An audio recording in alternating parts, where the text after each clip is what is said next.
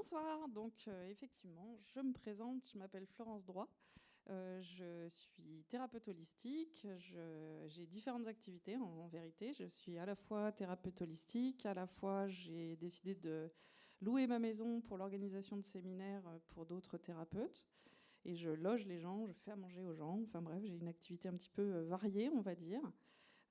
J'ai une activité également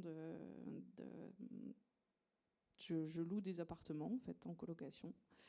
Et puis en fait, je fais tout ce qui se passe, tout ce qui se présente à moi en vérité. J'ai complètement changé de vie. J'ai été kinésithérapeute pendant 20 ans.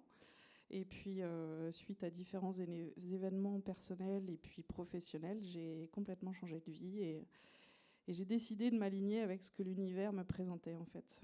Donc c'est pour ça que je suis ici pour vous parler de la loi d'attraction, puisque elle a complètement transformé ma vie et elle change mon quotidien à chaque instant en fait. Donc voilà. Et puis c'est un sujet qui intéresse énormément. C'est quelque chose qui effectivement s'est beaucoup développé depuis notamment 2006. Peut-être vous connaissez déjà dans la salle. Est-ce qu'il y en a parmi vous qui n'ont jamais entendu parler de la loi d'attraction, en dehors du fait que vous êtes présent à la conférence, mais est-ce qu'il y en a qui ne connaissent pas du tout le principe de loi d'attraction? Je te donnerai des cours particuliers. Est-ce qu'il y en a qui sont des grands spécialistes, qui ont tout lu, tout vu? Vous êtes... non, entre les deux, d'accord. Bon, j'avais espoir, hein. Je me suis dit, il y en a peut-être un qui va prendre ma place ce soir, non? D'accord. Bon, du coup, je vous explique un petit peu au niveau de mon parcours. Donc, je vous disais, je suis thérapeute holistique. Je me suis formée, pendant que j'étais kiné, je me suis formée à toutes sortes de soins, de types de soins. J'avais à cœur, en fait, d'essayer de trouver de plus en plus d'outils différents pour aider mes patients à aller mieux dans leur vie, au sens large du terme. Parce qu'effectivement, quand on est kiné, on s'occupe du corps, mais pas trop forcément de l'esprit.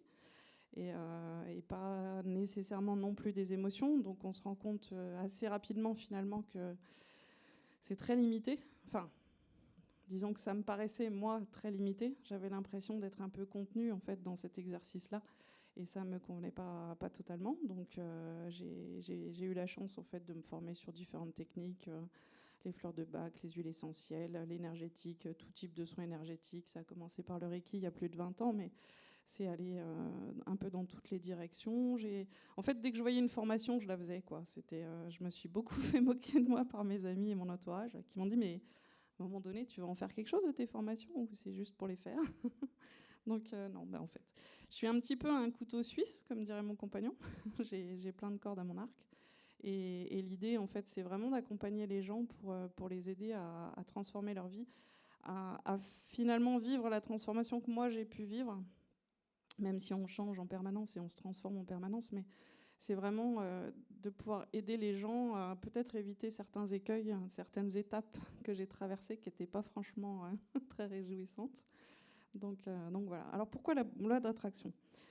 En fait, moi, je viens de passer 2 ans de ma vie, à peu près les, les moins drôles de mon existence. J'ai commencé par perdre mon travail, quitter mon travail. En fait, j'ai déclenché un Covid long qui a été suivi d'un burn-out. Et puis, comme j'avais toujours pas compris la leçon, j'ai enchaîné avec 2 maladies auto-immunes qui m'ont cloué au lit pendant des mois.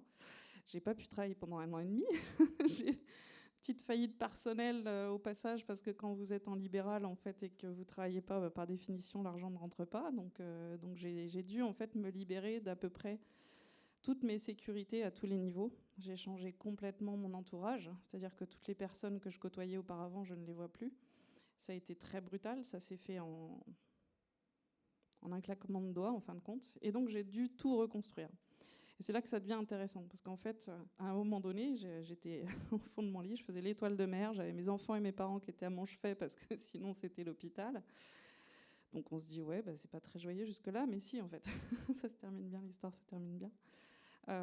Et j'ai 2 amis au téléphone, 2 amis énergéticiens, on fait un appel à 3, et moi je suis en mode, c'est génial, ils vont m'aider, ils vont me faire un soin. Eh ben, pas du tout, pas du tout. En fait, je me suis pris une super soufflante, en disant, mais t'as rien compris, Florence, t'as rien compris, t'as toujours rien compris. Tu continues à t'accrocher à tes anciens schémas. Tu veux toujours pas lâcher prise. Lâcher prise.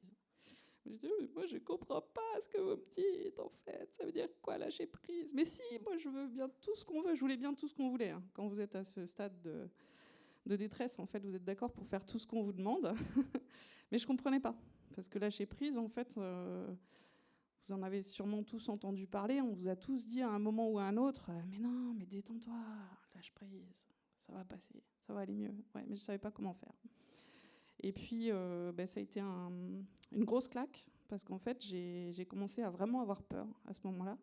Je me suis dit, mais oui, mais qu'est-ce qui se passe? Si même mes copains, ils veulent plus m'aider, en fait, comment je fais? Parce que j'avais recréé un petit peu de tissu social autour de moi, j'avais des connaissances, j'ai rencontré des tas de gens super, dont tous ceux qui sont là à Arcopole ce soir, merci. Je me suis dit, là, il faut effectivement qu'il se passe quelque chose. Et je me suis souvenu qu'en fait, la solution, en fin de compte, je la connaissais déjà. La loi d'attraction, j'avais déjà entendu parler de la loi d'attraction. J'avais déjà... Alors, j'étais en mode, j'avais lu les livres, je ne sais pas si vous connaissez Le Secret, peut-être, de Rhonda Byrne. Donc, en fait, c'est vraiment elle, en 2006, à partir de 2006, qui a vraiment démocratisé, au final, ce principe-là. Et qui a fait qu'il y a eu énormément d'écrits, énormément de films, de vidéos, de stages, de séminaires, de formations en tout genre. En fait, ça a vraiment été le démarrage un petit peu en Occident de ce que c'est le développement de la loi d'attraction. Donc j'avais déjà lu, j'avais déjà vu les films, tout ça j'avais fait. J'avais oublié en fait. Le secret, entre guillemets, de la loi d'attraction, c'est qu'elle fonctionne toujours. C'est-à-dire que quelquefois, on a l'impression que ça ne fonctionne pas. Sauf que le truc, c'est qu'elle fonctionne toujours. C'est ça le truc. C'est-à-dire que même quand on pense que ça n'a pas marché, c'est juste que ça a marché par rapport à ce que nous, on a vibré. Donc je vais vous expliquer ce principe un peu de vibration un petit peu plus tard. Mais l'idée, c'est déjà que j'ai repris la conscience que j'étais la créatrice d'absolument tout ce que je vivais. C'est-à-dire que si j'étais dans le fond du lit, si j'avais perdu tout au niveau économique, au niveau social, au niveau professionnel, c'est juste que c'était moi qui l'avais créé. Donc, sur le coup, c'est un peu particulier de se souvenir de ça alors qu'on l'a déjà expérimenté auparavant, qu'on a déjà compris ce principe-là. C'est pas très confortable de se dire ça quand ça va très très mal. Et en même temps, ça a été la plus grosse libération que j'ai pu vivre, parce qu'en fait, ça voulait dire qu'à partir du moment où j'étais à l'origine de tous ces désordres, toutes ces complications dans ma vie, ça voulait dire que je pouvais aussi tout changer. Donc c'était une façon de retrouver mon pouvoir, une façon de retrouver mon pouvoir créateur, et une façon en fait de pouvoir reprendre ma vie en main tout simplement, et au sens vraiment le plus noble. C'est-à-dire que je reprenais la responsabilité de ma vie, et ce qui est important, c'est de dissocier en fait la responsabilité de la culpabilité. Quelquefois, quand j'explique aux gens, mais tu sais, en fait, tu crées tout ce qui t'arrive, tu le crées. Ouais, c'est pas possible, je suis pas responsable du fait que c'est quand même pas de ma faute si mon patron il est épouvantable. Non, ça c'est jamais de ta faute, on est d'accord. On n'est pas coupable du tout, on est juste responsable. C'est-à-dire que si on a un boulot qui nous convient pas, c'est tout à fait de notre choix de rester ou pas dans ce travail-là, par exemple. Donc effectivement, on peut mettre tout un tas d'objections par rapport à ce genre de phrase. Mais néanmoins, on va créer effectivement tout ce qu'on vit. Et si on crée tout ce qu'on vit, mais c'est génial. Ça veut dire qu'on peut créer de la magie, en fait, en permanence, au quotidien. Donc, ce qui était très important pour moi, c'était de reprendre, en fait, effectivement, cette capacité. À partir du moment où je suis la créatrice, je vais pouvoir tout changer. Et effectivement, j'aime beaucoup cette phrase de Platon. Chacun, parce qu'il pense, est seul responsable de la sagesse ou de la folie de sa vie, c'est-à-dire de sa destinée. Et là, on va commencer à toucher du doigt un premier principe, en fait, un premier postulat, qui est que la loi d'attraction, elle va prendre naissance dans nos pensées. C'est-à-dire que quand ça a été un petit peu vulgarisé par Rhonda Byrne, quand elle a écrit son livre Le Secret et qu'elle a créé son film, effectivement, ce qui était mis en avant, c'est que si vous pensez positif, c'était très schématisé, c'est-à-dire que si vous pensez positif, vous allez forcément vivre une vie positive. Si vous pensez négatif, vous allez vivre des événements négatifs. Alors c'est effectivement partiellement vrai, mais justement, on va voir les subtilités de pourquoi, quelquefois, on a l'impression que ça ne fonctionne pas. Parce que j'ai des personnes qui me disent « Non, mais moi, je pense super positif, hein, je t'assure, j'ai tout fait. Hein. J'ai fait tous les exercices, la visualisation, les méditations, tout ça.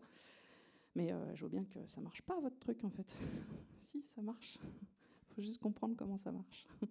Ça fonctionne toujours. La loi d'attraction, déjà, ce qu'il y a à comprendre aussi, c'est que c'est un principe universel. C'est-à-dire que vous n'avez rien à faire de particulier pour que cette loi elle existe. C'est une loi qui existe, comme la loi de la gravité, en fait. Si vous lâchez un objet, si je lâche le micro, il tombe. Je peux faire ce que je veux, je peux penser ce que je veux. Même si je pense qu'il va l'éviter, en fait, le micro, il va forcément tomber. Donc, la loi d'attraction, qu'on pourrait presque appeler la loi de la vibration, mais on va en reparler après, c'est vraiment ce principe-là. C'est-à-dire que c'est un principe universel qui va s'exercer en tout temps et en tout lieu. Quoi qu'il arrive, la loi d'attraction s'exerce. Alors, elle s'exerce, mais pas forcément comme on voudrait qu'elle s'exerce. Alors, je vais vous parler de vibration. On pourrait dire que c'est une loi de vibration. Pourquoi une vibration ? En fait, dans l'univers, tout est vibration. On a l'impression d'être des corps physiques remplis de matière. En réalité, si on commence à nous regarder au microscope, si vous regardez votre main, vous avez l'impression que c'est très dense. Mais si on commence à regarder au microscope et qu'on va très très très très très loin dans la petitesse de ce qu'on observe, on va se rendre compte qu'en fait, dans un atome, il y a énormément de vide. Et on est constitué d'atomes. Donc en réalité, on est constitué majoritairement de vide. On est un petit peu de matière saupoudrée sur du vide. Si on condensait la totalité de ce qu'il y a sur cette Terre et qu'on retire tout le vide, tout l'espace, tout cet espace où se trouve la vibration, si on condense tout, en fait, on va se retrouver avec une sphère de 100 mètres de rayon, c'est-à-dire c'est l'équivalent d'un terrain de foot à peu près. Donc c'est microscopique. Vous imaginez, vous condensez tout ce qu'il y a sur cette Terre, vous allez avoir seulement une sphère de matière de 100 mètres de rayon. C'est tout petit finalement. Donc qu'est-ce qu'on est ? On est de la vibration. Est-ce que c'est un concept qui est fluide pour vous ou est-ce que ça vous... Ouais, c'est OK. Je vois qu'il y a des têtes qui se hochent et il y en a qui font... Si elle pouvait éviter de me regarder, ça m'arrange. Non, ça va ? Bon, ça va. Donc, eh oui, c'est ça, c'est ça. Y a plein de choses qu'on ne voit pas, mais qui existent quand même. Si, là, le fait que je vous parle et que vous entendiez par le micro, on ne voit pas les ondes qui sont inhérentes au micro. Néanmoins, elles existent. Donc, la loi de la vibration, effectivement, la loi d'attraction va faire que, étant donné que tout est vibration, quand vous allez émettre une pensée, cette pensée va créer un champ vibratoire qui va interagir avec ce qui se passe autour de vous. Et en réponse, l'univers va apporter en fait quelque chose qui correspond à cette vibration. Alors, les pensées, donc, ce qui est important, c'est de comprendre que je vais attirer à moi ce que je vibre. Je vous disais, on va penser. La première étape, ça va être la pensée. Mais en vérité, vous pouvez penser super positif. Vous pouvez vous répéter des affirmations positives. Je ne sais pas s'il y en a parmi vous qui utilisent ce principe-là. C'est aussi la méthode Coué. La méthode Coué, on sait que ça fonctionne très bien. Je peux passer mon temps à répéter des affirmations positives. Si à l'intérieur de moi, ce que je vibre, c'est négatif, ça ne fonctionnera jamais. Alors, c'est quoi la différence entre les deux ? En fait, oui. Comment on vibre positif ? C'est ça toute la question. Tu as tout compris, en fait, mon chéri. C'est mon fils, c'est pour ça. Il met le doigt sur ce qui est important, en fait. Ça va être ça qu'il va falloir travailler. Plus que la pensée, ça va être qu'est-ce que je vibre. Alors, qu'est-ce que je vibre ? Ça vient d'où, ce que je vibre ? Ça va venir de nos croyances. Donc, on a commencé par les pensées, et puis on arrive sur la vibration. Donc, tout ce que j'attire à moi, c'est ce que je vibre. Et c'est là où se porte mon attention que va aller l'énergie. Je vous disais, quand j'émets une pensée, ça va se créer un champ vibratoire auquel l'univers va répondre. L'importance va être dans la prise de conscience de sur quoi je porte mon attention. Si je porte mon attention sur toute la misère dans le monde, je peux me répéter des pensées positives toute la journée. En fait, si en permanence je suis en train, par exemple, de regarder la télévision avec les infos qui passent en boucle, avec tout ce qui se passe mal autour de moi, si toutes les personnes que je fréquente autour de moi sont tout le temps en train de répéter que le monde est vraiment dans un état catastrophique, que tout va mal, qu'ils sont en mauvaise santé, que vous aussi, enfin bref. Vous avez beau vous répéter des pensées positives, vous allez continuer à vibrer négativement en fait. Donc l'importance va être où est-ce que je porte mon attention. Parce que en fait, là, au moment où on se parle, où on est ensemble, moi je vais super bien. Je ne sais pas vous, mais moi je vais super bien. Moi je me sens très très bien. Et pour autant, il y a des tas d'endroits dans le monde où il y a des gens qui sont dans des souffrances terribles, qui sont en train de mourir. Il y a des guerres, il y a des catastrophes partout. Donc en fait, quel que soit l'état dans lequel je suis, ça ne change pas du tout leur vie à eux. En revanche, si moi je me focalise sur ce qu'ils sont en train de vivre, ça va changer ma vie à moi.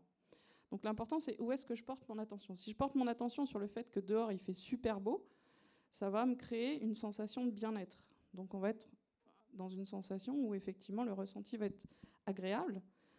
Et là, je vais pouvoir me sentir de mieux en mieux. Si je commence à me dire que ouais, mais en fait il fait super froid et que j'aime pas le froid, alors qu'il fait tout à fait le même temps, hein, mais juste il fait froid, et que je décide que j'aime pas le froid, ben là d'un seul coup, la sensation elle va être différente. Donc c'est sur quoi je porte mon attention en fait. Qu'est-ce qui va focaliser mon attention et qu'est-ce qui va être important pour moi. Je vous disais tout à l'heure, là où je focalise mon attention va aller mon énergie, et là où je vais porter mon énergie, en fait, il va y avoir cette notion de vibration et de qu'est-ce que j'attire à moi. Les pensées... Alors, pardon. Les pensées prennent naissance dans nos croyances. Alors, j'aime beaucoup Henry Ford aussi, qui a vraiment changé beaucoup de choses dans le monde, je pense. Henry Ford, il explique que vous pensiez être capable ou ne pas être capable, dans les deux cas, vous aurez raison. Ça veut dire quoi ? Ça veut dire qu'en fonction de ce que vous croyez sur vous-même et sur le monde, vous aurez toujours raison.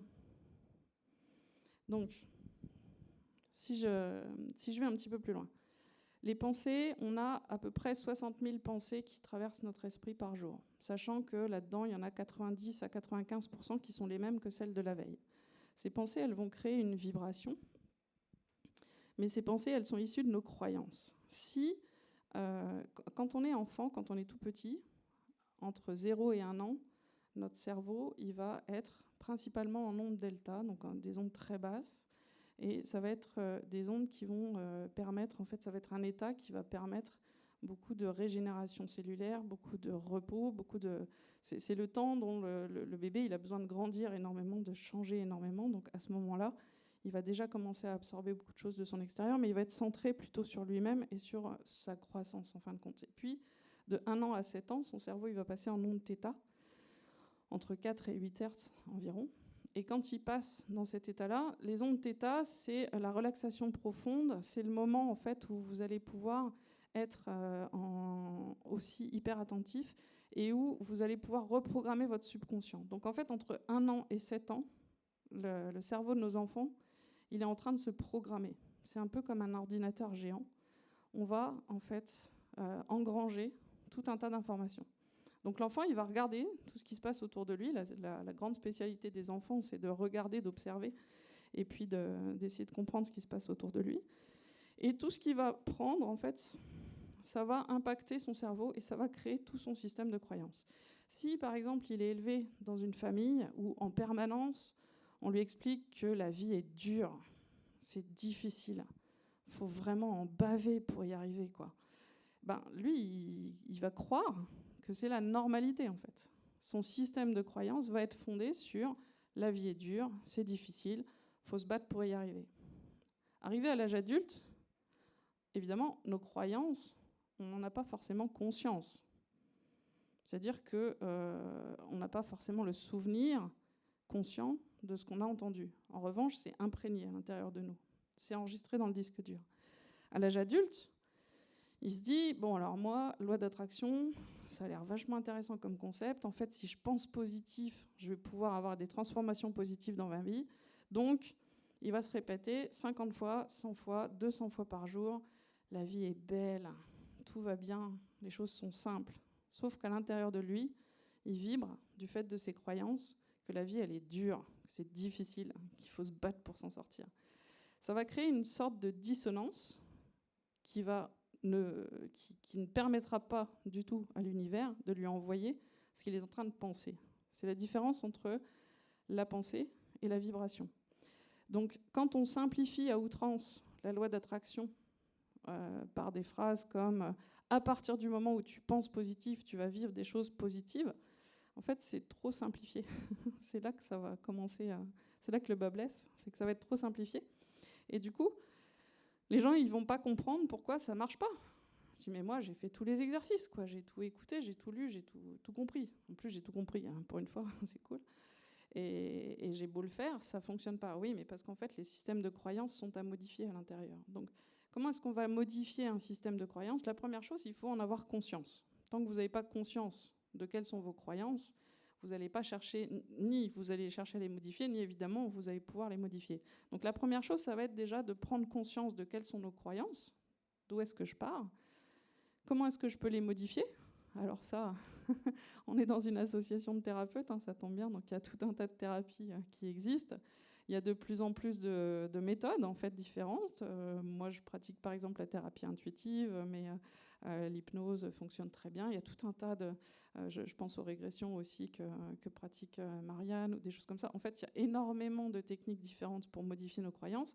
Mais déjà, la première chose, ce sera de prendre connaissance de quelles sont mes croyances, les identifier, avoir envie de les modifier. Parce qu'il y a des gens qui ont des croyances tellement ancrées qu'ils ont décidé que ça ne changerait pas. Bon, ben, dans ce cas-là, c'est OK, hein, chacun a son chemin. Et puis, choisir de les modifier. Une fois qu'on a choisi de modifier nos croyances, effectivement, on va pouvoir se poser une question principale. Parce qu'on pense, il y a les croyances, il y a la vibration, tout ça, mais la question principale, c'est où vous voulez aller. Parce qu'en fait, si vous prenez l'univers, donc l'univers, il est capable de tout. Hein. L'univers, il est bien, bien plus grand que nous. L'univers est infini, l'univers est abondance. Et il va réagir à notre vibration pour nous envoyer, en fait, ce qu'on demande, ce qu'on vibre. Mais si vous ne savez pas où vous voulez aller, vous imaginez un voyage, vous avez décidé de partir en voyage. Ça va être le plus beau voyage de toute votre vie. Vous avez envie de ce voyage, vous avez regardé toutes les brochures que vous pouviez regarder, vous avez déjà prévu vos dates de vacances, vous avez pris vos congés, vous avez prévenu tout le monde. C'est génial, vous avez préparé vos valises, sauf que vous ne savez pas où vous allez. Ça va devenir beaucoup plus complexe de partir, en fait. Pour l'univers, c'est la même chose. Si vous vibrez des choses positives, mais que vous ne savez pas ce que vous voulez réellement, l'univers ne pourra jamais vous l'amener, en fait. C'est binaire. L'univers, il est binaire. C'est-à-dire que si tu veux du blanc, je t'envoie du blanc. Tu veux du noir, je t'envoie du blanc. Tu vibres blanc, je t'envoie blanc. Tu vibres noir, je t'envoie noir. Si tu vibres un truc que je ne connais pas, ben, je ne peux pas te l'envoyer, en fait. Donc la première des premières étapes, ça va être déjà de savoir qu'est-ce que je veux. C'est pas si simple que ça. Hein. On a l'impression qu'on sait ce qu'on veut. Non, mais moi, je sais, de toute façon, je veux une belle vie. C'est quoi une belle vie ? Je veux être heureux ou heureuse. Ouais, mais c'est quoi ? Parce que mon bonheur à moi, il est différent du bonheur de mon chéri, il est différent du bonheur de mes enfants, il est différent de votre bonheur, différent du vôtre. En fait, on n'a pas tous les mêmes normes, on n'a pas tous les mêmes envies, les mêmes attentes. Donc la question, c'est déjà identifier quelles sont mes attentes, quelles sont mes envies. Et puis, il va falloir faire un tableau assez précis de ça. Parce que, par exemple, j'ai envie d'une nouvelle voiture. Ok, mais des voitures, il y en a plein. Hein, il y en a plein. Peut-être que si moi, je dis j'ai envie d'une nouvelle voiture, ça ne va pas du tout être la même, par exemple, que la voiture dont vous allez avoir envie. Donc, c'est pareil. C'est comme si, pour l'univers, il avait besoin d'un mode d'emploi. Donc, la première chose, ça va être déjà de se poser et de prendre un temps d'introspection pour savoir de quoi j'ai réellement envie. sans se préoccuper de ce que pensent les autres. D'accord ? Parce que très souvent, on va être influencé, on va être même sous l'emprise, en fin de compte, du regard de la société, du regard des gens autour de nous. Je peux vous dire que quand j'ai quitté mon boulot, quand j'ai eu tous les soucis que j'ai eus, autour de moi, il y avait des gens qui pensaient que j'étais juste cinglée, en fait. J'avais une super situation, tout allait bien et tout, et je quitte mon boulot, je tombe malade, je perds tout ce que j'ai. Les gens se sont dit, elle est folle, en fait. Sauf que, en fin de compte, j'ai pu effectivement tout modifier pour obtenir au final ce que je voulais. Mais si j'étais restée limitée dans le regard des autres, de ce que les autres me renvoyaient, je ne serais pas là devant vous en train de parler, en fait. Je serais encore dans ma piscine en train de faire des mouvements avec mes patients. Ceci dit, j'aimais ça aussi, hein, mais c'était très différent. Donc, ce qui est important, c'est déjà de définir où j'ai envie d'aller. Et puis, ce que je vous disais déjà tout à l'heure, ouais, je me répète là. Plutôt que d'attirer à moi ce que je pense, je vais attirer ce que je vibre. Mais je pense que... Est-ce que c'est clair pour vous la différence entre les deux ? C'est OK ? Ouais, super, impeccable. Une fois qu'on a compris un petit peu tout ça, on a défini nos envies, on a compris, on a identifié quelles étaient nos croyances, on a modifié éventuellement les croyances qu'il y avait modifiées, enfin modifiées. On les a alignées par rapport à... on a aligné notre système de croyances avec ce dont on avait envie. On a pris conscience de nos pensées, puisque les pensées, l'important c'est où je focalise mon attention. Une fois qu'on a fait tout ça, ce qui va être intéressant, c'est de comprendre la notion de gratitude. Pourquoi ? Alors, je vous disais tout à l'heure, il faut faire attention à la notion de dualité. Ça veut dire quoi ? Ça veut dire que quand je vais chercher à obtenir quelque chose, par exemple, je suis à la recherche du partenaire de vie idéal pour moi. Donc je vais focaliser mon attention. Déjà, je vais commencer par décrire à l'univers ce que je veux.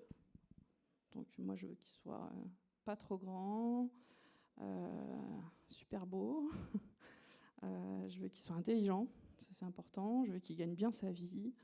Bon, et tout. Et puis je fais la liste comme ça. Je continue à faire la liste. Alors faites attention parce que ça fonctionne vraiment. Méfiez-vous. Hein. Pensez à mettre tous les critères que vous voulez. Moi, j'ai fait la liste. J'ai obtenu plus que ce que je voulais. Mais il faut faire la liste. Donc, vous avez fait la liste. Vous avez fait la liste. Vous avez nettoyé chez vous. Vous avez identifié les croyances qui vous empêchaient d'obtenir ce partenaire idéal. Vous avez fait toutes les modifications. Vous avez fait 2 millions de séances de thérapie et maintenant, c'est bon, tout est clean à l'intérieur. Vous avez focalisé votre attention sur le fait de rencontrer votre partenaire idéal. Tout ça, super. Et ça ne marche pas. Il n'arrive pas. Ben oui, parce qu'en fait, quand vous faites ça, on va rentrer dans la dualité de « je vibre le manque ». Parce que là, je suis focalisée sur le fait qu'il n'est pas là. Et donc, que j'attends quelque chose qui n'existe pas. Si je vibre le manque, à ce moment-là, l'univers, qu'est-ce qu'il m'envoie ? Du manque. Ça va pour tout le monde ? Je vois que j'en ai perdu certains.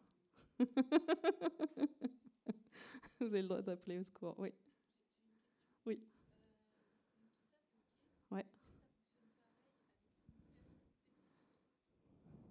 Alors.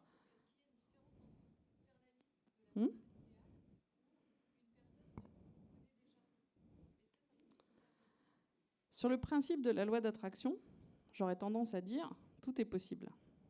Après, quelquefois, il y a une petite subtilité. C'est-à-dire que si vous focalisez votre attention, alors j'en parle un petit peu plus loin normalement dans la conférence, mais du coup on va en parler à ce moment-là. En fait, si vous focalisez votre attention sur quelque chose vraiment de très particulier, donc une personne par exemple précisément, c'est comme si vous limitiez votre radar à un petit écran. Kevin Trudeau, il en parle très très bien en fait. Hein. Il a fait beaucoup de vidéos par rapport à ça. En fait, il explique que quand on cherche le comment, donc chercher une personne précise, c'est un peu chercher le qui, le comment. Quand vous limitez, en fait, vous vous limitez à cet écran-là, vous empêchez l'univers de vous envoyer tout ce qu'il y a autour. Alors dans la liste en fait que j'avais fait, moi j'avais pas marqué un critère par exemple, j'avais pas marqué la taille. Moi je voulais un mec qui était pas trop grand. Bon bah je l'ai pas marqué. Je suis tombée sur un homme grand. Mais bon, d'un autre côté, la liste, elle était cochée sur toutes les cases. Donc, je n'avais qu'à mettre plus de cases. Et finalement, ça me va très bien. Mais quand vous vous limitez, quand vous fixez votre attention sur une personne en particulier, en fait, vous limitez les possibilités de ce que vous pourriez recevoir. Peut-être que l'univers, il peut vous envoyer 1000 fois mieux. Enfin, c'est pas peut-être, en fait. Si 1000 fois mieux, c'est cet homme-là pour vous, par exemple, c'est cet homme-là qui vous sera envoyé. Mais ce qui est intéressant de comprendre, c'est que quelquefois, souvent, on se limite soi-même. C'est-à-dire que, je parlais de la voiture là tout à l'heure, allez, petite BM, mais pas trop grosse non plus, quoi. Mais pourquoi pas une Ferrari, en fait? Pourquoi pas une Lamborghini? Vous voyez, en fait, on se limite toujours. Donc, on peut voir très très grand. Quand on vise vous savez, quand viser la Lune, au pire, on atterrit dans les étoiles. Hein, vous connaissez cette phrase d'Oscar Wilde. L'intérêt, ça va être aussi d'éviter de se limiter. Et puis après, l'intérêt aussi, c'est de faire ses propres expériences. C'est-à-dire que peut-être que l'expérimentation de ce qui pourrait se passer avec cette personne-là pour vous maintenant, c'est le mieux pour vous maintenant. Donc, go, on fonce. Avec donc du coup la notion de ce que je vous disais, ce qui est important, c'est cette notion de dualité, de séparation. En fait, si je vibre le manque parce que je suis en train de me focaliser sur ce qui n'est pas, alors là, l'univers va continuer à m'envoyer le manque. Donc, une des autres subtilités de la loi d'attraction, ça va être d'être dans la croyance que c'est déjà arrivé. Ça va être de vivre comme si ça s'était déjà produit. Vous me direz, c'est pas forcément simple. Ouais. Mais néanmoins, c'est comme ça que ça va fonctionner le mieux. Il y a la notion, donc, de ressentir. Vous avez peut-être, si vous avez déjà regardé des vidéos, lu des livres, etc., il y a cette notion de ressentir, en fait. C'est-à-dire, je vais ressentir comme si ça s'était déjà produit. Il faut savoir que le cerveau, il ne fait pas la différence. Notre cerveau, il ne fait pas la différence entre une expérience réellement vécue et une expérience imaginée. Ça, vous le savez, c'est bien. Il y en a qui finissent mes phrases, c'est cool. Merci. En réalité, par exemple, on peut entraîner un sportif de haut niveau. On va pouvoir l'entraîner. Il va imaginer, j'ai l'idée des tennisman en tête, mais il va imaginer le mouvement de la balle avec sa raquette. Il tient absolument pas du tout sa raquette. Il va travailler en fait ce mouvement-là. Il va créer des circuits neuronaux en fait dans son cerveau. Il va être complètement dans comme s'il faisait le geste. Et peut-être 2 heures après, il va prendre sa raquette et en fait, il aura progressé. Simplement parce que le cerveau, il ne fait pas la distinction entre les deux. Donc du coup, ce qui va être important pour l'univers, c'est qu'on passe par cette phase d'imagination, mais d'imagination par le ressenti. C'est-à-dire qu'effectivement, vous avez peut-être entendu parler de visualisation créatrice. Donc on va visualiser, on va créer par une visualisation ce qu'on veut vivre, ou le moment, la sensation, ce qu'on veut avoir. Et il va falloir s'entraîner à ressentir. Enfin, il va falloir. L'invitation est de s'entraîner à ressentir comment je vais être quand je vais l'avoir. Alors, j'avais trouvé ça un peu. Ça va un peu loin, hein, mais par exemple, il y en a qui disent, quand vous êtes chez vous et que vous rentrez et que vous préparez votre repas, vous mettez 2 assiettes pour rencontrer le partenaire idéal. Vous imaginez qu'il y a quelqu'un qui va venir manger avec vous. Alors moi, je faisais un peu différemment. Moi, quand je me couchais, j'imaginais que je m'endormais contre mon amoureux. Et vraiment, j'étais complètement dans le ressenti. C'est-à-dire que je le ressentais son corps physiquement, je sentais sa peau, je sentais son odeur, la chaleur de son corps. Enfin bref, j'ai fait ça pendant des semaines. Ça, je t'avais jamais dit, ça. Et ça me plongeait dans des états de gratitude infinie. Parce que ce qui va être important, c'est ça. C'est cette notion de, à partir du moment où vous êtes dans cette sensation, alors vous allez effectivement ressentir de la gratitude. Si vous avez obtenu ce que vous vouliez, vous allez ressentir de la gratitude. Vous êtes d'accord avec moi? Sauf si votre but n'est pas assez élevé. Si vous me dites, je voulais juste changer de chaussures et j'ai changé de chaussures, je ne me sens pas forcément mieux, c'est peut-être qu'il faut mettre un objectif un peu plus élevé. Si vous obtenez en fait ce dont vous avez toujours rêvé, vous allez ressentir une gratitude profonde. C'est ce que je ressens tous les jours, chaque fois que je me lève et dans la journée, 1000 fois par jour. Je ne sais pas vous dire combien de fois, mais je vis dans une gratitude permanente de ce que j'ai créé et de la vie que j'ai aujourd'hui. Même si tout ne sera jamais parfait, ce que je vis, je remercie l'univers des dizaines de fois par jour, vraiment. Vraiment. Et du coup, ça continue. C'est ça qui est intéressant. La gratitude est la clé de l'abondance. C'est pas moi qui l'ai dit, c'est Bouddha. Ça a tout de suite plus d'allure. Et effectivement, ça nous remet en fait en connexion avec le fait, je vous disais tout à l'heure, l'univers est infini, l'univers est abondance. C'est exactement ça. C'est-à-dire que quand vous allez vibrer cette gratitude, quand vous allez ressentir de la gratitude pour ce que vous imaginez être déjà présent, mais qui n'existe pas encore, vous vous connectez en fait à cette abondance, à cette énergie d'abondance. J'aime beaucoup aussi cette phrase d'Albert Schweitzer. Je vous ai pris quelques citations que j'aime particulièrement parce que c'est pareil, j'aime bien nourrir mon cerveau en fait et mon centre émotionnel avec des citations justement qui à la fois me parlent et qui font que ça me met dans un état plus positif, plus joyeux, enfin bref. Donc la gratitude est le secret de la vie. C'est exactement ce dont on est en train de parler. L'essentiel est de remercier pour tout. Donc de remercier pour tout, même ce que vous n'avez pas encore, mais que vous faites comme si vous l'aviez déjà. Celui qui a appris cela sait ce que vivre signifie. Il a pénétré le profond mystère de la vie.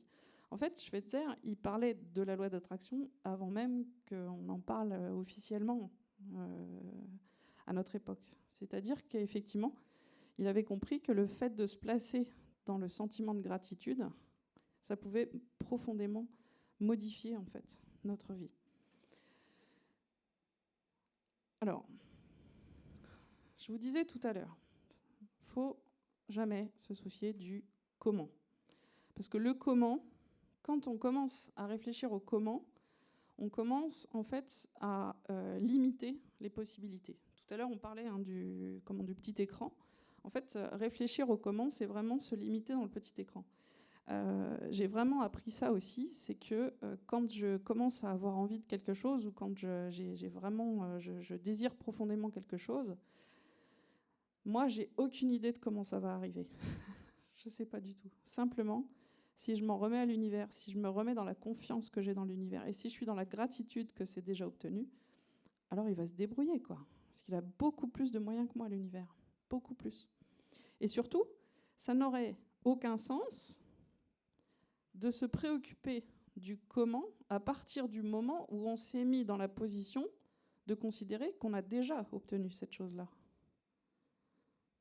C'est clair, ça, pour vous ? C'est-à-dire qu'à partir du moment où moi je me suis mis dans la position de je ressens de la gratitude parce que ce partenaire idéal dont j'ai rêvé, il est déjà là, même s'il n'est pas encore là pour l'instant. Si je ressens de la gratitude en imaginant qu'il est déjà là, à aucun moment il y aurait une cohérence à me demander comment je vais le rencontrer, en fait. Ça va créer une dissonance. Si je commence à me poser cette question-là, ça va créer une dissonance. Pour autant, petite subtilité encore, il va quand même falloir que je passe à l'action. Parce que si je veux rencontrer mon partenaire idéal, mais que je reste enfermée chez moi en permanence et que je ne fais jamais aucun contact avec un être humain de sexe masculin, ça va être beaucoup plus complexe que prévu. Donc en fait, il y a plusieurs subtilités. Vous voyez un petit peu le déroulé, mais il y a le fait effectivement de savoir ce dont j'ai envie, le fait d'identifier les croyances qui vont m'empêcher d'atteindre mon objectif, éventuellement aligner mes croyances, effectivement, s'il y a besoin, avec mon système de pensée, focaliser mon attention et diriger mes pensées vers l'objectif que je veux atteindre, être dans la gratitude, parce que je suis déjà dans le ressenti du « c'est déjà là », et effectivement, lâcher complètement le comment. Alors lâcher le comment, c'est par exemple, des fois, c'est des choses toutes simples. Hein. J'ai rencontré une de mes meilleures amies quand je suis partie dans un stage de formation en thérapie intuitive. Formation en thérapie intuitive, je partais à Draguignan. Donc, j'habitais à Orléans, je partais à Draguignan, je revenais à Orléans. Probabilité de rencontrer quelqu'un d'Orléans là-bas, faible. Dans un groupe de 20 personnes qui viennent de partout en France, la probabilité est quand même très mince. Je pars, je descends toujours en voiture, donc je descends en voiture. Et on arrive, premier jour de formation, comme dans toutes les formations. Bon, alors chacun se présente. Oui, voilà, moi je m'appelle machin truc, j'habite à tel endroit, ok. Moi je viens de tel endroit, je suis machine, ok, d'accord. Et là, ouais, ben voilà, je m'appelle Nicoletta et je viens d'Orléans. Je fais non, c'est une blague. Bah non, bah moi aussi. Ah bon? Tu viens d'Orléans? Mais t'es venu comment? Bah en voiture. T'as de la place dans ta voiture? Bah ouais, tu me ramènes? Carrément. Elle avait pris un billet aller, elle n'avait pas pris de billet retour. C'est improbable. Je veux dire, quand vous partez en formation pour 5 jours, vous prenez l'aller-retour, c'est obligé. Jamais on fait ça. Elle n'avait aucune idée de comment elle allait revenir. Elle allait laissé faire l'univers. Mais on s'est rencontrés comme ça. C'est drôle, hein. C'est drôle. On ne peut pas l'imaginer. Elle n'a jamais pensé, en descendant à Draguignan, à 800 km d'Orléans, qu'elle allait rencontrer quelqu'un qui était aussi d'Orléans, qui venait en voiture et qui aurait la possibilité de la ramener. Pourtant, ça a marché. Donc, le comment, on le met de côté. Hop là, je suis allée un peu vite. Là, voilà, du coup, je fais tomber mes feuilles, c'est encore mieux. Je suis repartie en arrière. Je suis très douée avec l'informatique, hein, vous avez vu? C'est dans la liste de ce que j'aimerais obtenir plus tard. Tout est conscience. Bon, je vous le refais hein, par principe, parce que l'enseignement, c'est la répétition, c'est la base. Donc tout est conscience. Le monde, il est comme on le conçoit. Hein. Donc ça veut dire que, ce que je reprenais depuis le départ, hein, c'est on est le créateur de ce qu'on vit. Quand on a compris ça, déjà, on a tout compris. Les croyances, c'est ce qui dirige notre vie, donc on crée ce qu'on croit, d'où l'importance de modifier quelquefois nos croyances ou d'adapter nos croyances. L'énergie va là où on porte notre attention, c'est d'accord. Alors, il n'y a qu'un seul... Oui, ça, j'en ai pas parlé. Il n'y a qu'un seul moment pour créer, c'est maintenant. L'importance de l'instant présent. Vous avez peut-être lu le livre d'Eckhart Tolle, ou vous avez peut-être regardé des choses qui parlent de cette importance. On vit majoritairement, on a tendance à vivre soit dans le passé, donc dans le souvenir d'un passé qui était mieux, c'était mieux avant, ou dans l'espoir d'un futur, ce sera bien quand telle chose ou telle chose. Mais en réalité, le pouvoir de création, vous ne l'avez que dans l'instant présent. Votre double du passé, il est incapable de créer. Votre double du futur, il est incapable de créer aussi. En fait, la seule personne qui peut créer, c'est vous, maintenant, ici. Donc vous allez avoir besoin de vous relier à cet instant présent. Ce qui rejoint toujours, comme tout à l'heure, la notion de gratitude. La gratitude, vous ne pouvez pas l'éprouver dans le passé ou dans le futur, en fait. C'est quelque chose que vous allez ressentir maintenant. Et le pouvoir le plus fort, c'est celui de la gratitude. Bon. J'adore Einstein. Je disais que j'aimais beaucoup Henry Ford, mais j'adore Einstein. Et cette phrase-là, c'est vraiment c'est un peu la base, j'ai envie de dire, de ce qui pourrait nous animer. C'est-à-dire qu'il y a deux façons, effectivement, de vivre sa vie. L'une en faisant comme si rien n'était un miracle, et l'autre en faisant comme si tout était un miracle. Je passe mon temps à me dire que j'ai énormément de chance, que tout est miraculeux dans ce que je vis actuellement. Et même quand ça foire, même quand c'est pas comme j'ai envie que ce soit, je sais que derrière, potentiellement, il y a un cadeau caché.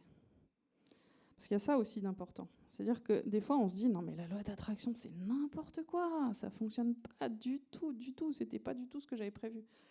Ouais, mais en fait, vous n'avez pas tous les tenants et les aboutissants. Et peut-être que derrière ce que vous croyez être un échec, en fait, il y a un apprentissage tellement grand qu'en fait, vous allez remercier tout le restant de votre existence pour ça. C'est exactement ce qui m'est arrivé. Hein. C'est-à-dire que quand je suis tombée malade et que j'ai fait l'étoile de mer là, sur mon lit pendant des mois, alors sur le coup, j'avais pas du tout l'impression que c'était un cadeau de l'univers, hein, je vous promets. J'étais avec mes antidouleurs, j'étais en train de croire que j'allais mourir sur mon lit, c'était pas du tout fun.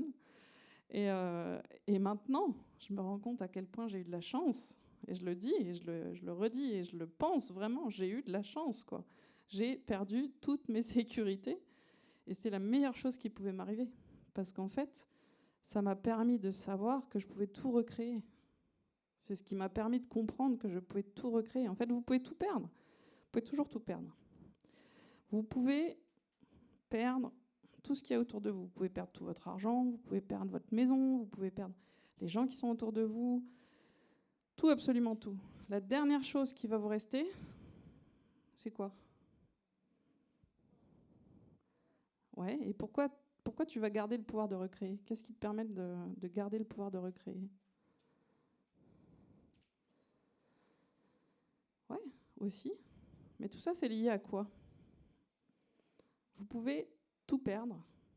La seule chose qui va rester en dernier, c'est vous. Tout part de nous-mêmes. Tout part de nous-mêmes. Donc vous pouvez perdre absolument tout. Au final, il restera vous.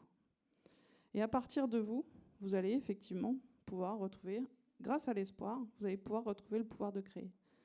Parce que en réalité, on ne le perd jamais. Le pouvoir de créer, on l'a en permanence. Mais ça, je pense que du coup, vous avez compris. Il faut que je fasse attention à l'heure parce que je vais me faire gronder. Enjoy. Bah oui, parce qu'en fait, une fois qu'on a compris un petit peu tout, comment fonctionnait le système, il n'y a plus qu'à en profiter. Il y a aussi... Est-ce que vous connaissez Lise Bourbeau? Lise Bourbeau, elle a écrit beaucoup de livres de développement personnel. J'ai plein de têtes qui font ça. C'est cool. Il y a un truc qu'elle explique dans une vidéo que j'ai vue d'elle, et j'aime beaucoup ce principe-là. Elle se lève tous les matins, elle est âgée maintenant, Lise Bourbeau, elle se lève tous les matins, et tous les matins, elle se pose la question de savoir qu'est-ce que l'univers me réserve comme cadeau aujourd'hui. Il y en a qui connaissent. Hein. J'adore, vous êtes au top, hein. Bravo, bravo. En fait, c'est vraiment la notion de se mettre dans un état de réception. Et effectivement, elle est comme une enfant, le jour de son anniversaire. Elle sait qu'elle va avoir un cadeau. Elle ne sait pas quoi, mais elle sait qu'elle va avoir un cadeau. Et tous les jours, en fait, sa joie, c'est de découvrir quel est le cadeau que l'univers m'a réservé. Moi, par exemple, un de mes cadeaux aujourd'hui, c'est d'être là avec vous. Et de voir que voilà, vous êtes attentifs. Personne ne s'est endormi pour l'instant. C'est cool, c'est un des cadeaux. Un des cadeaux de ma journée aussi, c'est effectivement de savoir que je suis accueillie par Sylvain et puis toute l'équipe d'Holistique, parce que j'ai eu la chance de les rencontrer quand j'étais au plus bas, et qu'ils étaient là, et qu'ils m'ont tous tendu la main, et que maintenant je peux effectivement partager tout ce parcours. Pour la blague, en fait, j'étais censée faire cette conférence au mois de septembre dernier. Sauf qu'au mois de septembre 2022, alors j'avais déjà préparé une conférence sur la loi d'attraction, je la connaissais déjà, la loi d'attraction, j'avais déjà expérimenté, j'avais déjà lu, écouté, machin, tout ça, ce que je vous disais tout à l'heure. Sauf qu'au mois de septembre, j'étais en étoile de mer, en fait, dans mon lit. Et au mois de septembre, j'étais incapable de faire cette conférence. Et on en discutait tout à l'heure avec Sylvain, parce qu'effectivement, il me dit, mais tu devais la faire au mois de septembre dernier, ta conférence. Ouais, mais c'était le moment où j'étais au plus mal.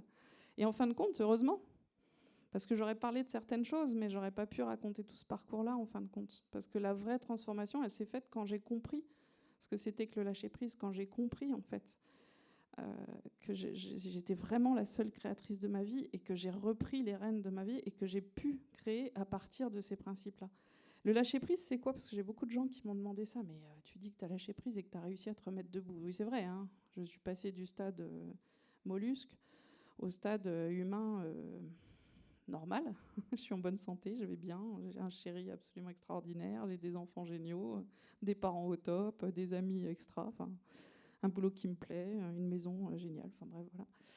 Qu'est-ce qui s'est passé? J'ai lâché prise et qu'est-ce que ça veut dire dans mon cas? En fait, il y a un moment donné où, quand je me suis fait engueuler par mes copains énergéticiens, là, ce que je vous ai raconté tout à l'heure, j'ai tout lâché. C'est-à-dire que j'ai lâché mes peurs et je me suis dit, au stade où j'en suis, j'ai plus qu'une seule solution, c'est de m'en remettre à l'univers. Alors, je ne crois pas spécifiquement en un Dieu, que ce soit Dieu, Mahomet, Bouddha ou je ne sais pas quoi. C'est pas la terminologie que j'emploie, mais en fait, on peut mettre absolument toute la terminologie qu'on veut, la source, le grand tout, ce qu'on veut. Moi, j'appelle ça l'univers. J'ai décidé à un moment donné de tout lâcher et de m'en remettre à l'univers. Et j'ai vraiment, je me souviens de ce moment dans mon lit où j'ai vraiment passé une sorte de contrat avec l'univers. J'ai dit, ok, je veux bien faire tout ce que tu veux. J'accepte tout ce que tu veux de moi. Mais rends-moi la santé. 15 jours après, j'étais debout. C'est vrai ce que je vous raconte. Mes amis, ils le savent. Mais 15 jours après, j'étais debout. 3 semaines après, je rencontrais cet homme qui est absolument exceptionnel. Et 1 mois après, je reprenais mon boulot. Ça a vraiment shifté. C'est-à-dire qu'à un moment donné, Mon problème de base, c'est l'insécurité. J'ai vécu 26 ans de vie de couple dans la violence. Et mon problème de base, c'était la sécurité. C'est-à-dire que ce qui était important pour moi, c'était d'être sûr de pouvoir assurer dans tous les cas ma sécurité. Et notamment ma sécurité financière, c'était hyper important en fait. Ma sécurité sociale, ma sécurité professionnelle, c'était capital tout ça pour moi. Donc tout lâcher, c'était l'enfer. Il n'y a pas d'autre mot. J'ai vécu l'enfer.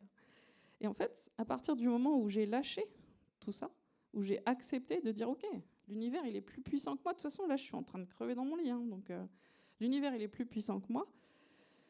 Je lâche tout. Et je fais confiance à plus grand que moi. Et là, c'est vraiment à ce moment-là que la magie, elle s'est opérée. C'est-à-dire que c'est vraiment à ce moment-là que j'ai compris cette intrication, le fait effectivement de la différence entre ce que je pense, parce qu'à l'époque, je vais dire, j'écoutais les vidéos positives, les pensées positives, machin, les affirmations, non, j'étais au top. Je pouvais pas lire, j'étais plus en état, mais et je comprends pas.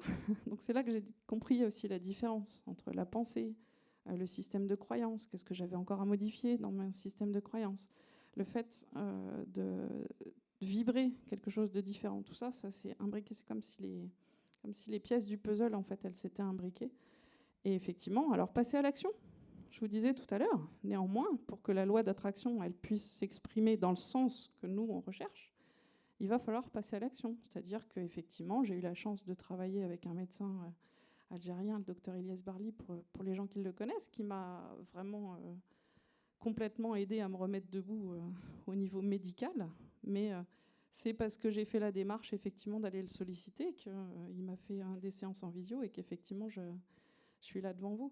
Donc, en fait, il y a plein de choses. Il y a plein de choses à prendre en compte. C'est vraiment un cheminement, cette loi d'attraction. Et ce qui est important, je pense que plus que tout, c'est de l'endroit où ça part. C'est-à-dire qu'on parlait de la gratitude. Ce qui est important, c'est la gratitude. Quand je vous dis « je remercie tous les jours », c'est réel. C'est-à-dire que j'entendais une vidéo d'Olivier Maldelrieux qui expliquait que c'était bien si vous méditez 10 minutes ou 1 heure le matin et puis vous méditez 1 heure le soir, mais si entre-temps, pendant la journée, vous passez votre temps à être dans le ressentiment, dans la colère, dans tout un tas d'émotions qui peuvent être qualifiées de négatives, même si j'aime pas parler d'émotions négatives. Pour moi, une émotion, elle est ce qu'elle est, mais elle est ni positive ni négative. Mais quand vous êtes dans des ressentis en fait, qui vont être désagréables, malgré le fait que vous ayez médité le matin pendant 1 heure et puis médité 1 heure le soir, en fin de compte, le bilan, automatiquement, il ne va jamais pouvoir attirer des vibrations positives, il ne va jamais pouvoir attirer quelque chose que vous voulez vraiment. Donc ce qui est important, c'est vraiment de revenir à cette sensation de gratitude. Alors, j'ai encore 10 minutes, Sylvain ? Ouais. Yes. Ok, super. Merci. Du coup, j'ai envie de vous proposer un petit exercice de visualisation. Déjà, on va commencer chacun, si vous êtes d'accord, par penser à quelque chose qui, effectivement, vous fait vous sentir dans un sentiment de gratitude. Ça peut être un truc énorme, ça peut être la rencontre avec mon homme idéal, mais ça peut être quelque chose de beaucoup plus simple, comme le fait de sentir le soleil sur votre peau, n'importe quoi. Vous prenez n'importe quel exemple, vous allez prendre effectivement... Est-ce que chacun, vous avez tous l'idée du souvenir que vous allez utiliser ? Ça peut être un souvenir, mais ça peut être une visualisation créatrice aussi. Donc, c'est bon pour tout le monde ? Ouais. Et ben du coup, c'est Cyril qui me met la musique. Stop.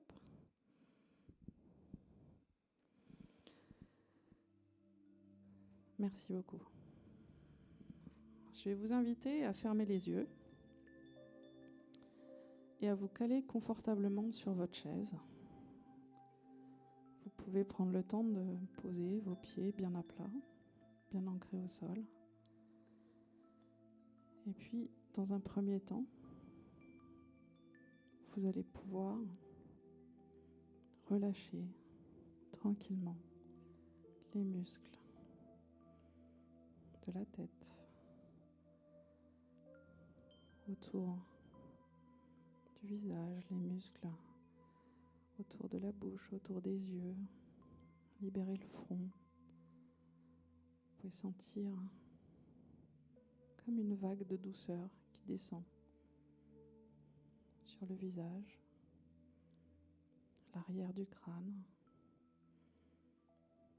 et puis les muscles du cou qui se relâchent tranquillement, les épaules qui vont peut-être un petit peu tomber, descendre. Vous sentez les muscles des bras qui se décontractent également, les coudes, les avant-bras, jusqu'au bout des mains. Vous pouvez même imaginer que tous les petits muscles à l'intérieur de la main sont lissés, comme si on venait vous masser l'intérieur de la paume des mains pour décontracter jusqu'au bout des doigts. Puis cette vague de détente, elle continue à descendre le long du dos, toute votre colonne, l'espace entre les omoplates. Ça descend autour des vertèbres, au milieu du dos, au niveau lombaire. Vous sentez comme une vague de détente et de chaleur. Au niveau du bas du dos, du bassin, vous sentez comme vous êtes bien assis confortablement sur cette chaise. Les cuisses qui se détendent, les genoux, les jambes.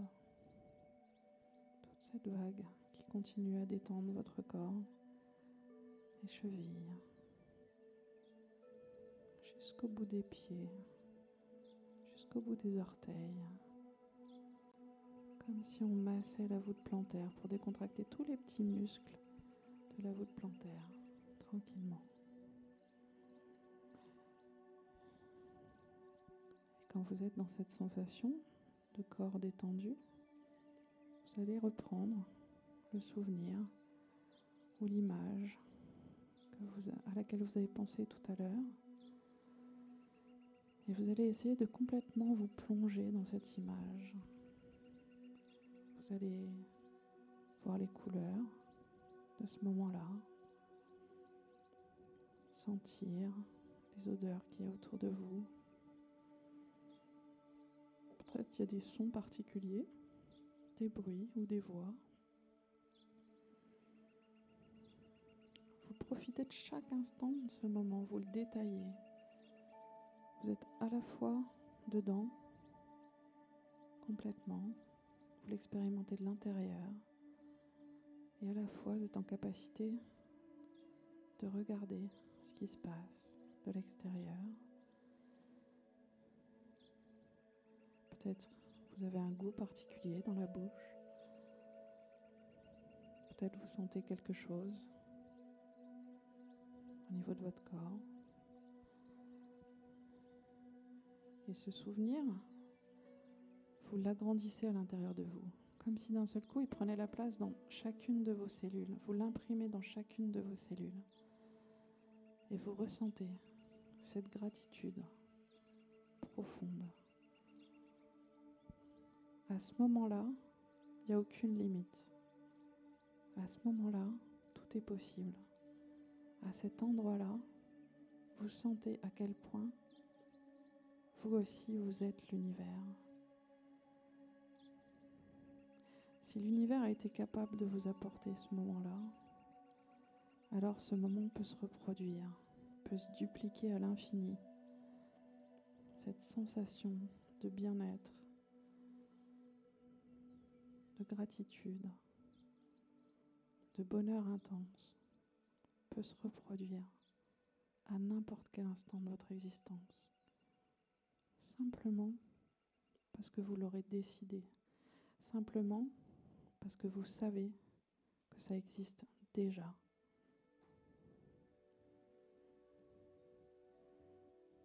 Tout est dans ce moment. Vous vous sentez bien. Vous êtes détendu, serein, heureux, joyeux. C'est confortable.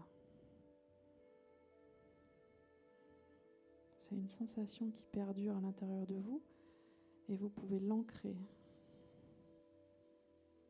entendez le fond musical, vous entendez ma voix, vous sentez la température dans la pièce, vous sentez la chaise sur laquelle vous êtes assis, les pieds au sol, vos mains qui sont peut-être sur vos cuisses ou sur les côtés. Et vous ancrez cette sensation de plénitude, de gratitude. Parce que tout simplement, vous êtes bien. Vous avez décidé d'être heureux parce que c'est bon pour la santé. Et quand vous sentez que chacune de vos cellules est remplie de cette sensation,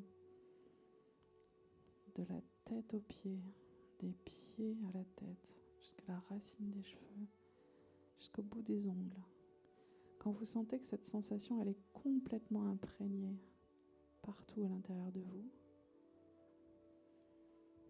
tranquillement, vous allez pouvoir revenir à la conscience du sol sous vos pieds,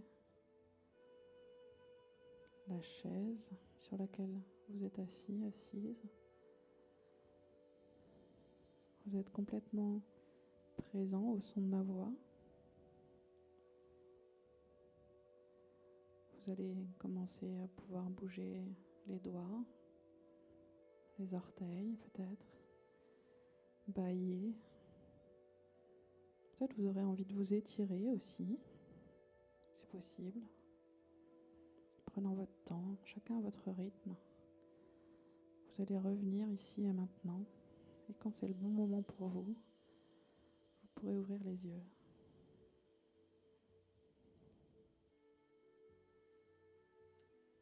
Ça fait du bien, hein ?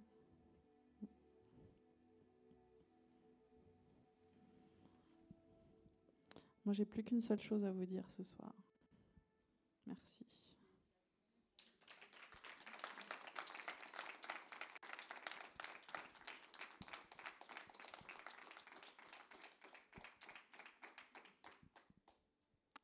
Alors, est-ce qu'il y a des questions ? Est-ce qu'il y a des interrogations ? Est-ce qu'il y a des remarques ? Ils sont zen, là. faut le temps de revenir. Ouais ? Tiens, attends, regarde. Marianne, elle te donne le micro. Conférence, Ouais. mais quand tu as dit que de 1 an à 7 ans, on allait prendre tout ce qui était autour de nous et reproduire ce schéma-là adulte. Oui. Donc ça veut dire qu'une grande partie de notre vie et de ce qu'on va vivre plus tard, c'est programmé dès tout petit. C'est ça, c'est exactement ça. C'est-à-dire qu'en fait, on va se programmer jusqu'à à peu près l'âge de 7 ans. On va programmer nos comportements, nos habitudes, nos croyances, nos façons d'être, nos façons de réfléchir. Et c'est quand tu vas grandir qu'en fait, tu vas pouvoir prendre conscience de certains des schémas. Alors, il y a tout un tas de choses qu'on engrange à cet âge-là qui sont particulièrement utiles et auxquelles on ne touchera jamais, tu vois. Par exemple, quand tu étais petit, tu as appris qu'il ne fallait pas mettre la main dans la flamme du feu. Ouais, d'accord, tu as fait un peu des fois des bêtises avec le feu, mais tu sais que effectivement, si tu approches la main d'une plaque électrique, par exemple, qui est en train de chauffer, tu vas la retirer. Ça, tu l'as enregistré. Ce programme-là, jamais on va le changer, en fait. Tu vois, on va jamais chercher à le changer. En revanche, le fait de penser que quand on est en colère, on doit crier très fort, ça, c'est un programme qui peut-être à un moment donné va te déranger et du coup, tu vas avoir envie de le changer. Tu vois ? Donc, en fait, tu programmes tout. Tu as un ordinateur, tu programmes tout. Et puis après, tu vas fonctionner en fonction d'après ce que tu as programmé dans ton ordinateur. Et puis si à un moment donné, il y a un truc qui dysfonctionne, il y a quelque chose qui te dérange, ça peut être par exemple, je pense, on va prendre l'exemple d'une allergie. Peut-être que vous avez une allergie depuis que vous êtes tout petit parce qu'en fait, vous avez engrangé un programme dans votre cerveau. Notre cerveau, il va toujours, notre subconscient, notre inconscient, ils vont toujours chercher à nous protéger. Donc, je pense à une séance en particulier de thérapie intuitive que j'avais fait avec un de mes patients. C'était un monsieur qui avait une allergie au pollen depuis qu'il était tout petit. En fait, quand il était tout petit, il avait vécu une expérience chez ses grands-parents qui l'avait rendu malade physiquement. Il avait pris froid, parce que son grand-père était quelqu'un de très, très froid, très autoritaire. Et au moment où ça s'est produit, tous les arbres étaient en fleurs autour de lui. C'était au printemps. Et en fait, son système a enregistré. Le fait qu'il soit tombé malade a permis que ses parents viennent le rechercher pendant ses vacances chez ses grands-parents, et donc l'ont sauvé, entre guillemets, du grand-père maltraitant. Et en fin de compte, son système avait enregistré que quand les arbres sont en fleurs, ma protection, ça va être d'être malade. Et du coup, tous les ans, depuis l'âge de 7 ans, eh ben, il avait son allergie au pollen qui se déclenchait systématiquement chaque printemps. À partir du moment où on a trouvé ce programme-là dans son inconscient, en fait, on a fait une séance, on est allé chercher ce programme-là dans l'inconscient, on a modifié ce programme-là, on a supprimé ce programme-là et on l'a remplacé par quelque chose de plus fonctionnel pour lui. Du jour au lendemain, l'allergie s'était terminée, en fait. Tout simplement, ce que je vous disais par rapport à la modification des croyances, on a pris sa croyance, qui était la croyance de son inconscient, en fait. On était vraiment dans la protection pour lui. Et ben à partir du moment où on a changé cette croyance-là, il n'y avait absolument plus besoin, en fait, de déclencher l'allergie. Et donc, depuis, il n'a plus de problème d'allergie au pollen. Donc, c'est un exemple.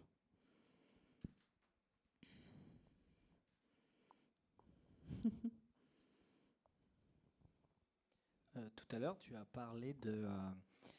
il faut donc visualiser, savoir ce qu'on veut, le visualiser, et donc un certain lâcher-prise, gratitude avec ce qui arrive. Et tu as parlé aussi, mais il faut quand même se mettre en action. Absolument. Quel est le curseur de la mise en action et du lâcher-prise de ce que l'univers va nous apporter? Comment tu jauges ça? En fait, c'est un peu une façon de vivre ta vie sans trop y réfléchir. Ça peut paraître un peu bizarre, mais c'est par rapport à la notion de lâcher prise. C'est-à-dire que tu vas faire quand même les choses, tu vas mettre en action les choses. Tu vois, par exemple, je ne sais pas, moi, tu décides que tu voudrais être millionnaire d'ici 5 ans. OK ? Aucun souci. C'est possible. Tout est possible, donc c'est possible. Néanmoins, si tu travailles jamais et que tu joues pas du tout au loto, ça va être beaucoup plus complexe. Donc effectivement, tu vas pouvoir continuer à vivre ta vie, tu vas imaginer que c'est déjà là, tu vas ressentir que c'est déjà là, tu vas être dans la gratitude que c'est déjà là, mais néanmoins, tu vas quand même en fait continuer à aller travailler, tu vas peut-être trouver des autres idées, tu vas peut-être changer d'emploi, tu vas peut-être créer d'autres opportunités, mais tu vas continuer à être dans l'action en fait. L'idée de la loi d'attraction, j'écoute les vidéos, je médite, je m'assieds sur mon canapé et j'attends que ça arrive, en fait, s'il y en a parmi vous qui l'ont testé, ils ont dû voir que ça ne fonctionnait pas. Pas du tout. Donc, il y a forcément un moment donné où il faut passer à l'action, effectivement. Mais finalement, passer à l'action, enfin, ça a l'air d'être un gros mot quand on dit ça, mais finalement, passer à l'action, c'est juste continuer à vivre sa vie, en vérité. Parce que, au final, c'est rare d'être assis dans son canapé à rien faire en attendant que les choses arrivent. C'est quand même assez rare. Donc, en vérité, c'est continuer à vivre sa vie en étant dans la conscience, non pas dans la croyance, en étant dans la conscience que ce qu'on a envie de vivre existe déjà, vraiment dans l'expérimentation de ces déjà-là, et puis complètement lâcher prise. Par rapport au lâcher prise, je parlais de mon compagnon, j'étais dans la dualité, c'est tout à fait ça, tu vois, par rapport à l'action et pas d'action.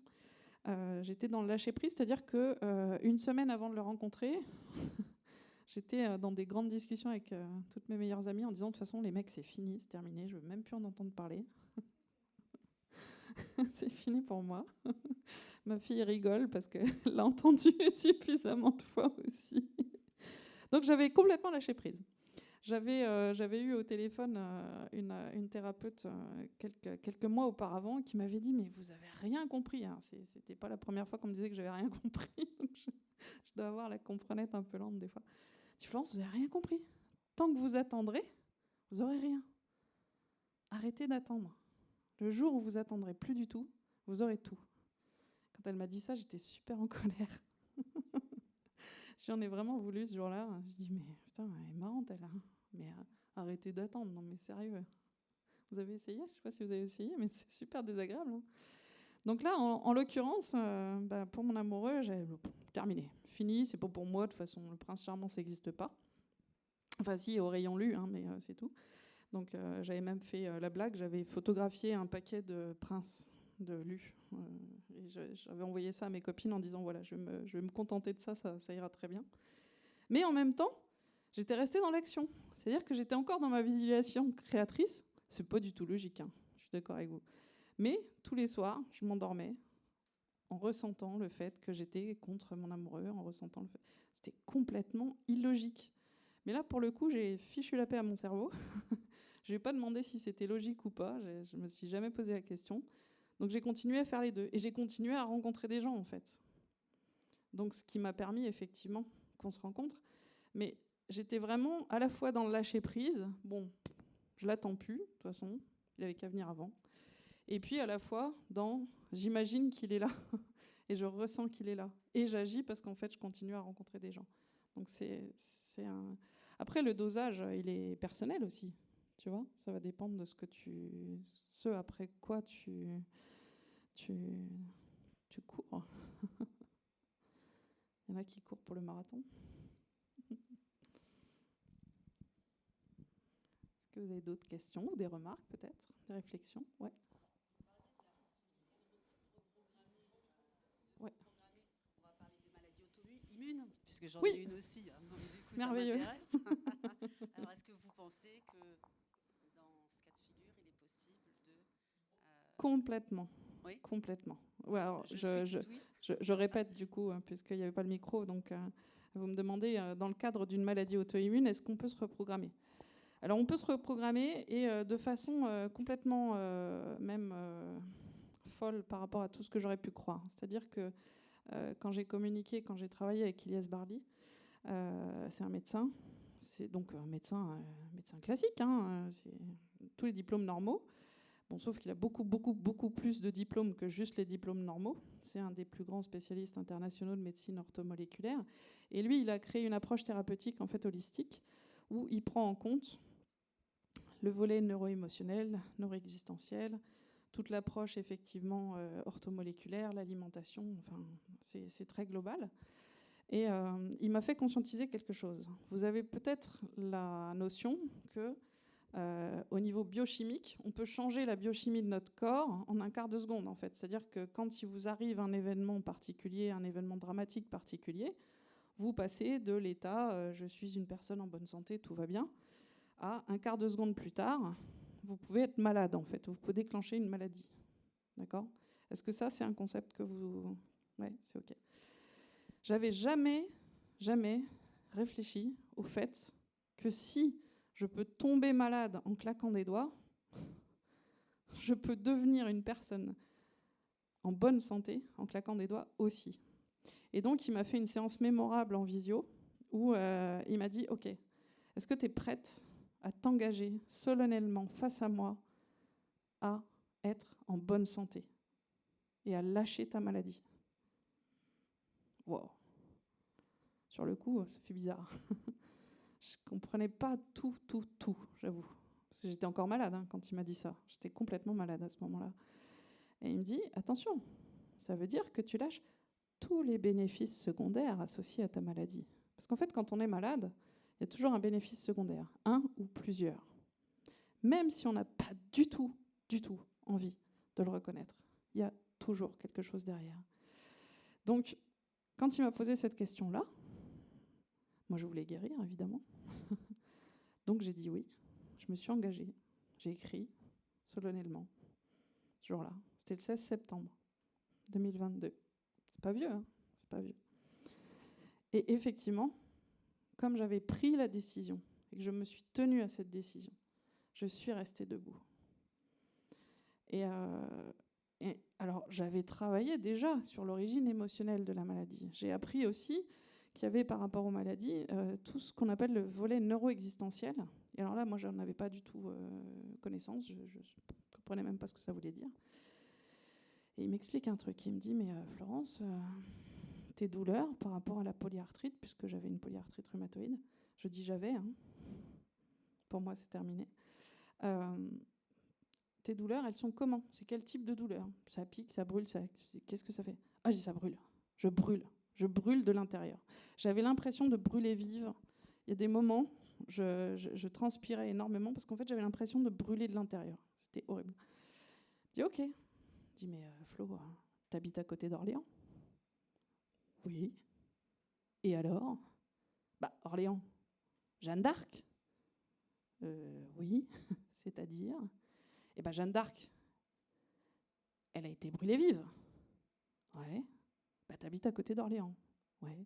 Eh ben, en fait, il faut que tu comprennes qu'en fonction du lieu où tu habites, tu vas prendre des mémoires du lieu, et en fonction de qui tu es, il me dit, toi, tu es quelqu'un qui est dans l'action, tu es quelqu'un qui est en avant par rapport aux autres. Donc, en fait, tu as un profil comme cette personne-là. Tu vas vivre des choses en correspondance avec ce qu'elle a vécu. Wow, mais qu'est-ce qu'il me raconte? Il cramait du ciboulot, c'est pas possible. Bon, bah, en fait, le truc, c'est que j'ai compris ça. J'ai dit, OK, d'accord. Et surtout, bah, j'ai plus eu de brûlure. Donc, je suis passée du stade où j'ai vraiment cru par 2 fois que j'allais mourir.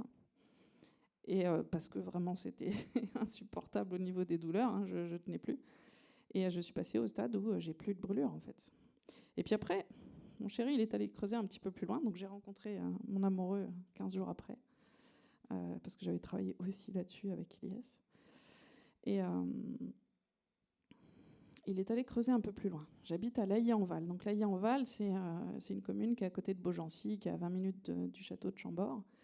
Et je me suis installée dans la maison au mois de juin 2022. Et j'ai commencé à être vraiment gravement malade en juillet. Et il est allé fouiller, en fait, sur l'histoire de Laillé-en-Val. Laillé-en-Val a été entièrement rasé par le feu, par les Prusses. J'en avais absolument aucune connaissance. Quand j'ai su ça, j'ai fait « Waouh !» Ah oui, c'est ça, le neuro-existentiel. D'accord. Donc, en fait, il y a des choses qu'on apprend à maîtriser, il y a des choses qu'on en apprend tous les jours. Mais s'il y a une chose dont je suis certaine, c'est que n'importe quelle maladie, n'importe quel problème, tout peut changer. Tout peut changer. J'ai la chance d'avoir vécu plusieurs miracles dans mon existence. J'en ai un là, en face de moi. Tu permets que je raconte? Ouais. Quand mon fils avait un peu plus de 2 ans et demi, il est passé sous la roue arrière du tracteur de son papa, avec un chargement de bois de l'équivalent d'1 tonne. Autant vous dire qu'à 2 ans et demi, quand il y a un petit bout de chou comme ça qui passe sous un tracteur, il n'a aucune chance de survie. Quand j'ai appelé les pompiers, en fait, ils ont cru qu'il était mort. Ils sont venus avec la police, le maire de la ville, tout le monde croyait qu'il était mort. Ils n'ont pas compris qu'il soit en vie, en fait. Et puis quand il était à l'hôpital, pareil, en réanimation, le chirurgien était là. Je ne vous cache pas que... Enfin, on ne sait pas ce qui va se passer, quoi. Et c'est pareil, déjà à ce moment-là, je m'en étais remis à l'univers. Alors, je vous disais, je ne crois pas spécifiquement en Dieu, mais quand vous êtes dans ces situations-là, vous faites des trucs irrationnels. J'ai passé une nuit à prier Sainte Rita. C'est la patronne des causes désespérées. Et en fait, il s'en est remis. Alors, on a fait tout un tas d'autres choses, hein, bien sûr, mais il s'en est remis sans aucune séquelle. Et il pète le feu, je peux vous dire. Donc, tout est possible. Vraiment, tout est possible. Vous m'auriez vu au mois de septembre. Vous ne pourriez pas imaginer que je sois là devant vous comme je suis là. C'est impossible. C'est impossible. Mon amie dont je vous parlais tout à l'heure, Nicoletta d'Orléans, là, elle le raconte. Elle m'a vue, elle, à ce moment-là. Elle a dit, mais c'était un légume, quoi. Enfin, j'étais l'ombre de moi-même. Il n'y avait plus rien à l'intérieur. Au moment où j'étais encore en capacité d'être debout, on s'était donné rendez-vous, en fait, pour discuter sur un banc d'Orléans. Je m'étais endormie en lui parlant. J'étais assise sur le banc à côté d'elle, elle me parlait, et je lui parlais, et je me suis endormie en lui parlant, en fait. Il n'y avait plus personne, il n'y avait plus rien. Donc ouais, bien sûr, vous pouvez vous en sortir. Absolument.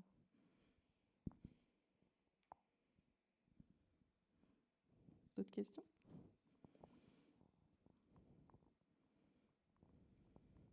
Oui. Oui, j'ai juste une remarque. Enfin, moi, c'est par rapport à mon parcours de vie. Hein. Ouais. Et là, moi, j'ai un référentiel de mère qui était très, comment dire, positif. Tout va toujours bien et tout est super. Ouais. Tout est pour le mieux dans le meilleur des mondes et ainsi de suite. Mais je me suis rendu compte que pour moi, par la suite, ça m'a bloqué parce que justement, c'est l'écoute aussi de ce qui ne va pas. Enfin, ce que je veux dire, de la tristesse, de tout un tas de choses qui se vivent en soi. Et que effectivement, pour réussir à tirer vers soi ce qui est bon pour soi, c'est aussi être à l'écoute de ce qui est plus sombre, de ce qui est plus triste. Et pour être effectivement que ce que je recherche vraiment corresponde à une vérité qui est au fond de moi, qui n'est pas camouflée par des artifices. Et c'est là où je trouve que ça peut être compliqué, effectivement. C'est tout en étant dans la gratitude, mais en étant dans le vrai. Ouais. Et ça, c'est vrai que ça se décrète pas. Hein. C'est comme effectivement de... Ouais. Et ça, c'est particulier. Alors, je n'ai pas de réponse. Non, c'est super intéressant. Non, mais si, c'est super intéressant, en fait, parce qu'effectivement, on peut aussi rentrer dans une espèce de dictature dans les milieux un peu spirituels, entre guillemets. On peut rentrer dans une espèce de dictature du tout va bien. Tout va bien. Mais pourquoi tu t'inquiètes? Tout va bien. Ouais, non, mais là, j'ai plus de maison, j'ai plus de compagnon, j'ai plus de boulot. Ouais, mais ça va aller. C'est hyper flippant, effectivement. Parce qu'il y a une sorte de culpabilisation qui naît de ça, effectivement. Parce que y a des moments où on est vraiment triste, il y a des moments où on est vraiment en colère, il y a des moments où c'est vraiment la loose, quoi. Et ça va pas du tout. Et le fait d'accepter de traverser ça. Tout à l'heure, je parlais de dualité, mais c'est aussi être dans la conscience que la vie en elle-même, elle est duelle. Quand vous prenez une pièce de monnaie, il n'existe aucune pièce de monnaie dans cet univers qui n'ait qu'une seule face.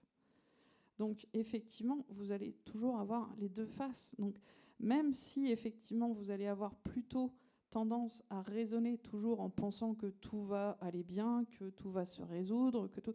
ça n'empêche qu'il y a des moments où vous allez être triste. Et plus vous allez accepter de traverser cette sensation-là, plus vous allez accepter, en fait, que l'émotion, elle est réelle et qu'elle est présente, plus vous allez être en capacité de rebondir derrière. Parce qu'effectivement, si on se cache derrière un masque de ouais, tout va bien, ouais, non, mais ouais, ça va, ouais, super. Et qu'en fait, à l'intérieur, c'est tout pourri, effectivement, vous allez au fur et à mesure avoir tendance aussi à vous dissocier de ce que vous vivez. Ce qui n'est pas du tout l'objectif, en fait. L'objectif, c'est d'être au clair avec tout ce qu'on vit tout le temps. Plus vous êtes dans la sincérité vis-à-vis de vous-même, et plus, effectivement, les choses, elles vont aussi s'apaiser. J'ai découvert tardivement que je suis ce qu'on appelle une hypersensible. C'est-à-dire que mes émotions, je les vis fois 1000. Alors, j'avais trouvé la solution jusqu'à l'âge de 45 ans à peu près. J'ai trouvé la solution, c'est que j'évitais de ressentir. Comme ça, c'est cool. Tout va bien. Ça va? Ouais, ça va. Ouais. Mais pourtant, j'ai des copines, c'était un peu trash, elles disaient je sais pas comment tu fais pour vivre ta vie parce que moi, franchement, je pourrais pas. Ouais, ben, c'est ma vie, quoi. Alors, c'était bien parce que comme je me coupais de ce que je ressentais, en fin de compte, ça me permettait de vivre des situations vraiment très complexes. Et puis, jusqu'au jour où, effectivement, à force de travailler sur mes émotions pour modifier les fameuses croyances qui permettent de modifier les pensées, tout ça, un jour, je me suis rendu compte qu'effectivement, si j'avais coupé tout ça, c'est parce que tout simplement, j'étais hypersensible. Et là, j'ai pris toutes mes émotions en pleine face. Wow. Je comprenais rien de ce qui m'arrivait parce qu'en fait, c'était trop puissant, c'était beaucoup trop fort. Quand j'étais triste, j'étais pas triste, j'étais désespérée. Quand j'étais en colère, j'étais pas en colère, j'étais en rage. Quand j'étais joyeuse, j'étais hystérique. En fait, c'était insupportable. Donc, je suis encore un peu comme ça, mais beaucoup moins. C'est vivable. Mais des fois, effectivement, les émotions, elles sont très, très fortes. Mais à partir du moment où j'ai compris qu'effectivement, je devais accepter de traverser ces émotions et que ça faisait partie d'un processus, en fin de compte, ça faisait partie d'une logique globale, et ben, effectivement, tout a pu aussi se poser de façon beaucoup plus stable, en fin de compte. Beaucoup plus assurée aussi. Je ne sais pas si ça... Ouais. Voilà.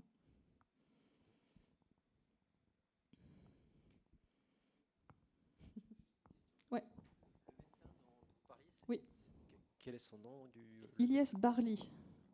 Barli, c'est un médecin algérien qui nous fait l'honneur de venir en France au mois de mai pour présenter sa formation. Si vous voulez, je vous en reparlerai un petit peu plus. C'est un ovni, c'est pas un humain, c'est pas possible. C'est un ovni. Il a une connaissance tellement gigantesque que c'est... Ouais. En tout cas, un grand merci à vous tous. Merci aussi pour l'attention. J'ai vu que vous étiez très attentifs et c'était hyper agréable pour moi. Donc, merci.